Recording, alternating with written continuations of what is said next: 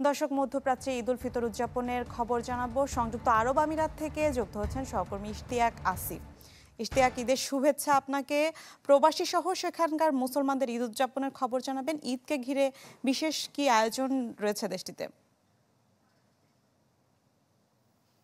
ধন্যবাদ মিলা খন্দকার। আপনাকেও ঈদ মোবারক। সেই সাথে প্রবাসে এবং দেশে যারা আছেন সবাইকে জানাচ্ছি ঈদ মোবারক। সংযুক্ত আরব আমিরাতে ঈদ উপলক্ষে 2 দিনের প্রথম দিন এবং দ্বিতীয় দিন 2 দিনের ফ্রি পার্কিং রাখা হয়েছে, যেখানে পে পার্কিং করা হয়।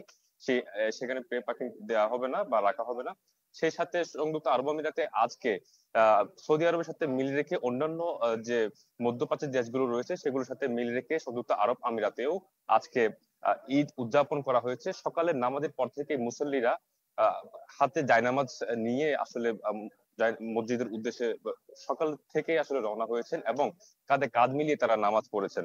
সকাল বলা যায় 6টা 25 থেকে 6টা 32-এর মধ্যে আসলে বিভিন্ন প্রদেশগুলোতে ঈদের নামাজ অনুষ্ঠিত হয়েছে। সেই সাথে ধর্মপ্রাণ মুসল্লিরা আসলে এখানে যে বড় বড় মসজিদগুলো আছে সেখানে মেয়ে এবং ছেলে উভয় নামাজ আদায় করতে পারেন, তবে আলাদা আলাদা ভাবে। এবং যারা এখানে আসলে মসজিদের বাইরেও নামাজ পড়তে হয়েছে, যারা নামাজ পড়েছেন, কারণ ধর্মপ্রাণ মুসল্লিদের আসলে উপচে পড়া ভিড় ছিল সেই কারণে।